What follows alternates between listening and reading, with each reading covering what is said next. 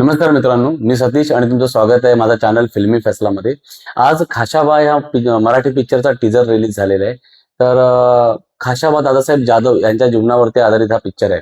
Jio studio आणि आटपाट production यांची निर्मिती आहे।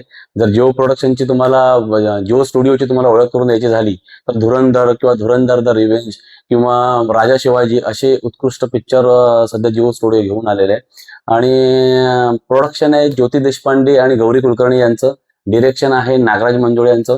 फॅन्ड्री किंवा सैराट सारख्या अप्रतिम पिक्चर किंवा चित्रपटांनंतर नागराज मंजुळे याला डायरेक्शन करतायत। म्युझिक आहे अजय अतुल यांचं आणि स्टारकास्ट फार तगडी म्हणजे खाशाबा यांच्या भूमिकेमध्ये एक नवोदित कलाकार आहे। त्यांचा पण अगदी पिळदार शरीर असते आणि चेहरा तर रिव्हील केलेला नाहीये टीजर मध्ये, पण जे त्यांचं प्रेझेंटेशन दाखवलंय टीजर मध्ये ते अप्रतिम आहे। आणि त्याच्यासोबतच मग महेश मांजरेकर, जितेंद्र जोशी, त्याच्यानंतर गिरीश कुलकर्णी, संदीप कुलकर्णी, छाया कदम, स्वतः नागराज अण्णा, त्याच्यानंतर छत्रपती संभाजीराजे यांचा सुद्धा एक एंट्री आहे। त्यांच्या आजोबांचा रोल कदाचित त्यावेळेचा दाखवला जातोय त्याच्यामध्ये। तर एक तगडी स्टारकास्ट आहे।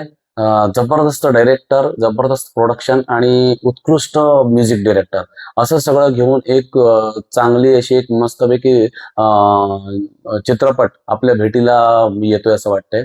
जर टीजर बघितला तर टीजर मध्ये स्वातंत्र्यपूर्वीचा जो कालावधी आहे तो अगदी उत्कृष्टरित्या दाखवलेला आहे।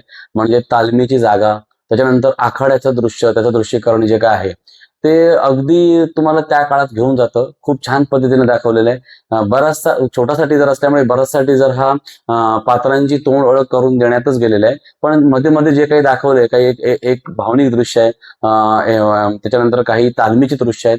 तर ही सगळी बघितली तर तुम्हाला खरंच अंगावरती असं रोमांच उभा राहतो अशा पद्धतीचा टीजर हा दिसतोय। खाशाबा जाधवांबद्दल सांगायचं झालं तर 15 जानेवारी 1925 ला यांचा जन्म झाला। सातारा जिल्ह्यात कराड तालुक्यामध्ये एक गोळेश्वर म्हणून यांचा जन्म झाला कराडमध्ये। त्याच्यानंतर त्यांनी 1948 ला सगळ्यात पहिल्यांदा ऑलिम्पिकमध्ये सहभाग घेतला होता लंडनमध्ये। तिथे अगदी थोडक्यात आपलं कांस्य पदक हुकलं होतं। पण त्याच्यानंतर मग आता 1952 ला हेलसिंकी म्हणजे फिनलँडमध्ये जे ऑलिम्पिक झालं तिथे खाशाबा जाधव यांनी भाग घेतला आणि तिथे म्हणजे स्वतंत्र भारताचं पहिलं वैयक्तिक मेडल हे खाशाबा जाधव यांनी मिळवलं होतं। म्हणजे एका मराठी माणसानं मिळवलं होतं, आपल्यासाठी अभिमानाची गोष्ट आहे। खरं सांगायचं तर त्याच वर्षी भारतीय हॉकीला सुद्धा गोल्ड मेडल मिळालं होतं, पण तो सांघिक खेळ होता।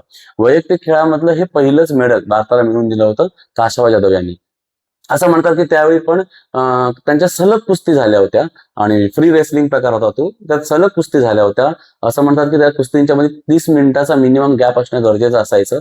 पण त्यावेळी आपल्याला भारतातर्फे प्रेझेंट करायला कोण नसल्यामुळे आपल्याला ते मानता आलं नव्हतं आणि मग त्यांना थोडक्यात त्यांचं मेडल हुकून त्यांना कांस्य पदावरती समाधान मानावं लागलं होतं।